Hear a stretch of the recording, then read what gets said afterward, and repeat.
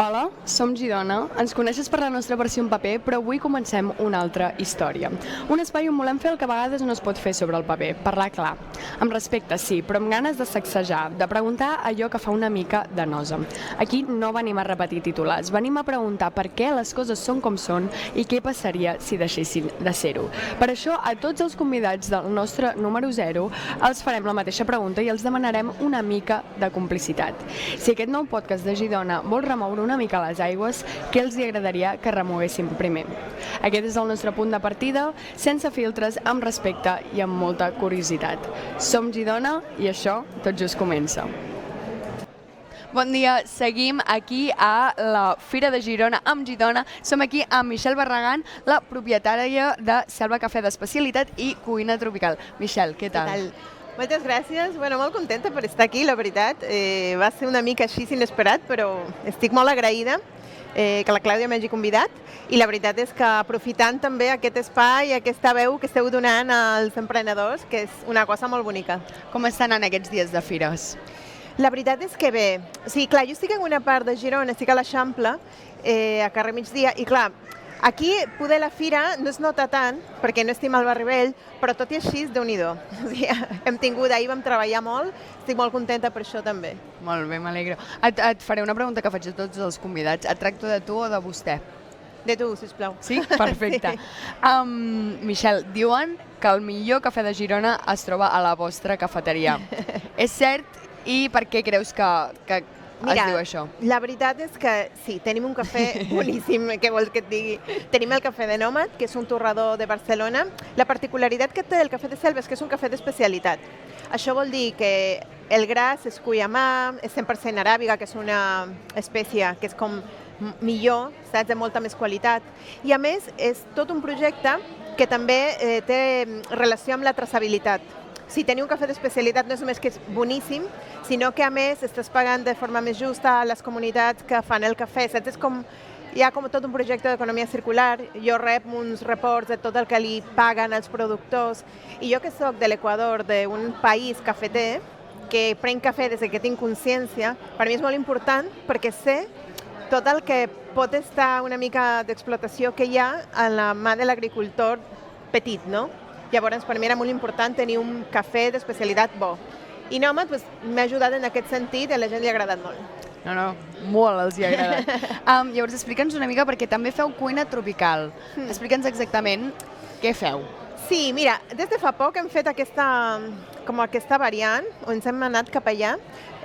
Com t'he dit, soc d'Equador, i llavors al principi sí que teníem igual la cafeteria, brunch i menú de migdia, però cada cop jo he anat ficant les meves arrels, saps, i la meva cultura a nivell culinari. I un moment el meu home, que va viure a l'Equador amb mi, pel vaig conèixer allà, va dir, però per què no fas cuina d'Equador? Que és boníssima, a ell l'encanta, ell és d'aquí, és gironí. I vaig pensar, no sé, saps allò que pensava poder la gent, són gustos diferents i tal, però què va? Al contrari, quan van començar a introduir aquesta part de cuina diferent, Selva va fer una pujada bastant important i això també per mi ha sigut un regal perquè m'encanta cuinar lo meu, no? És com molt bonic. Molt bé. Michelle, d'on ve el nom a la Selva i explica també on us trobeu a Girona? Sí, Selva és com la part aquesta meva. De fet, jo no sóc de la Selva, però quan vivia a l'Equador estava molt vinculada en aquesta zona. I la comarca de la Selva d'aquí sempre em feia gràcia perquè la comarca de la Selva i Selva que jo tenia com sempre molt present, que és com la meva identitat. M'agradava aquest joc de paraules, que la gent no sàpiga si em referia a la selva de la comarca o a la selva de l'Amazònia. I vaig dir, vale, és com un nom que engloba una mica les dues vessants, no? Jo estic visquent aquí a Girona, però no vull oblidar-me de les meves arrels, no? Ja veus, amb les meves arracades.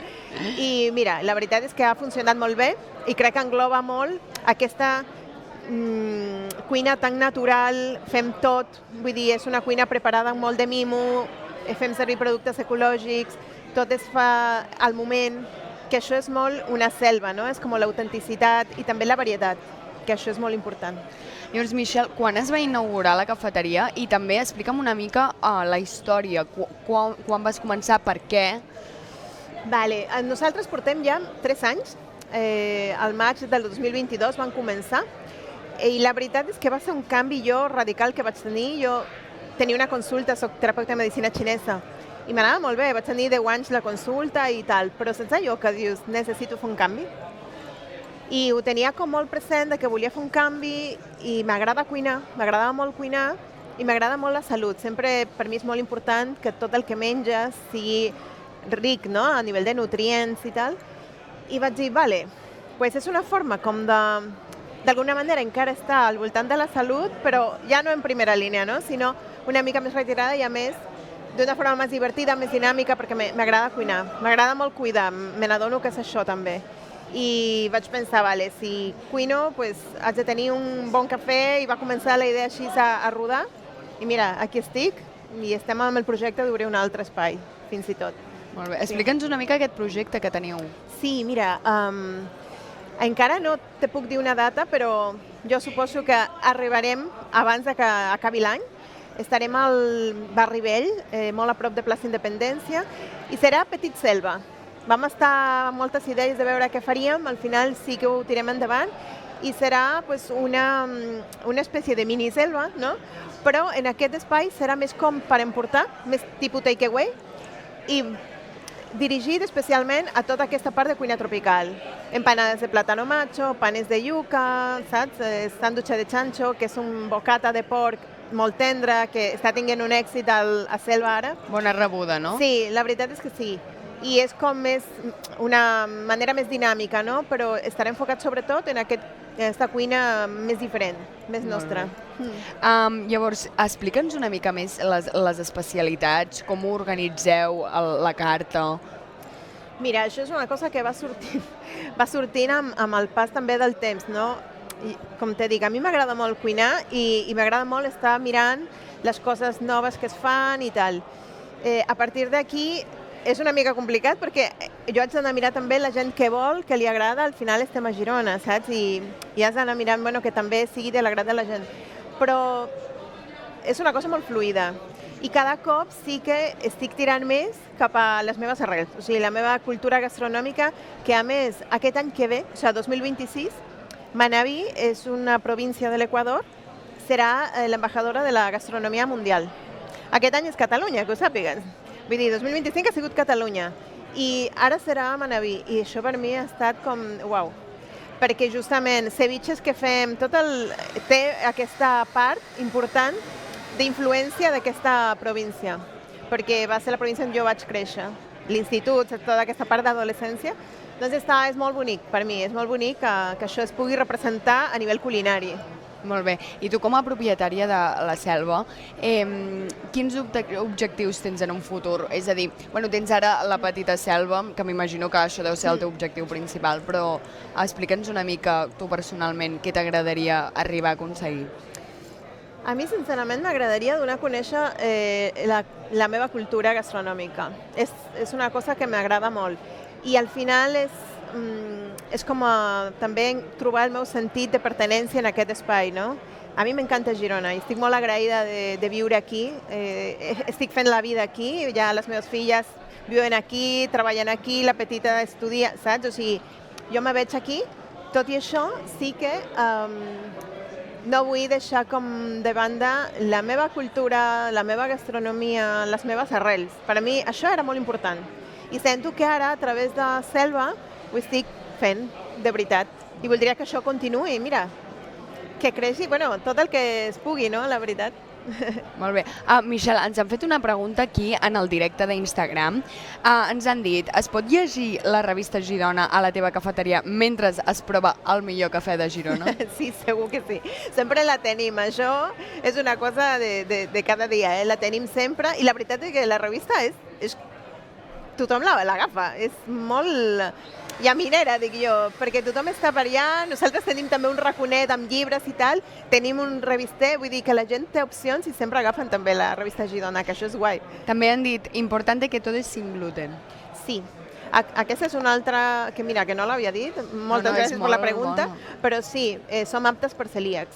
Jo soc celíaca, llavors jo no podria menjar... Perfecte. Que això no vol dir res dolent, que aquesta és l'altra, que hi ha gent que té com una predisposició, ai no, és que no passa res, o sigui, l'arròs no porta gluten, el plàtano macho tampoc, és simplement que la gent té por a que no hi hagi gluten. Simplement que jo sí que me fixo molt de que cada ingredient, cada producte no tingui traces de gluten, que això és molt important. Llavors la gent celíaca pot anar i menjar tranquil·lament. Tenim la certificació de l'Associació de Celíacs de Catalunya, que això és molt important, però també tenim el pa normal, saps? O sigui, que tothom pot menjar. Això és la selva, saps?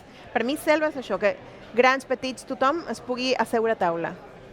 Algú ha preguntat com recomanaries a la teva cafeteria a algú que mai ha anat? Algú que mai ha anat?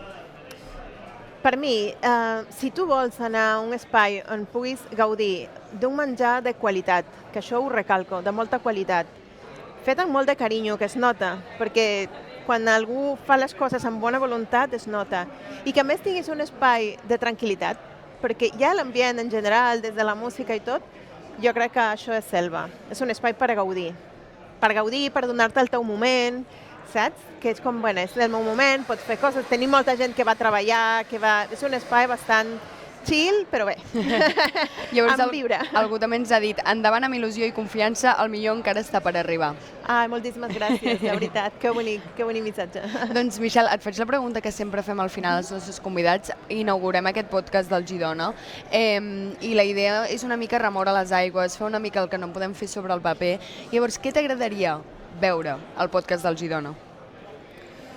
Mira, jo crec que una cosa que estaria bé és buscar també gent que no és molt coneguda, però que fa coses interessants i que fa coses importants, saps? A nivell social també. O sigui, donar-li aquest punt que sí, que està dirigit a la dona, que està superbé, però també des d'aquesta vessant una mica de més implicació social. Jo crec que aniria una mica per allà. Una veu, no? Sí, exacte. Barrejar una mica, no? Com tota la part de moda, de tendències, de cuina i tal, i entrar també en aquesta part més social, que crec que poder estaria guai, que és un espai que donaria per fer, no? Perquè de vegades tu no saps i hi ha algú que està fent un projecte molt bonic d'ajuda i podries també recolzar, però és que no tens la informació. I crec que això, amb els temps que tenim ara, que són molt complicats a nivell global, crec que podria ser una eina interessant. Molt bé, doncs moltes gràcies, Michelle, per ser aquí amb nosaltres avui. A vosaltres. Molta sort amb la nova obertura que tenim prevista. Sí, ja us ho direm, segur. Molt bé, i gràcies. A tu, moltes gràcies.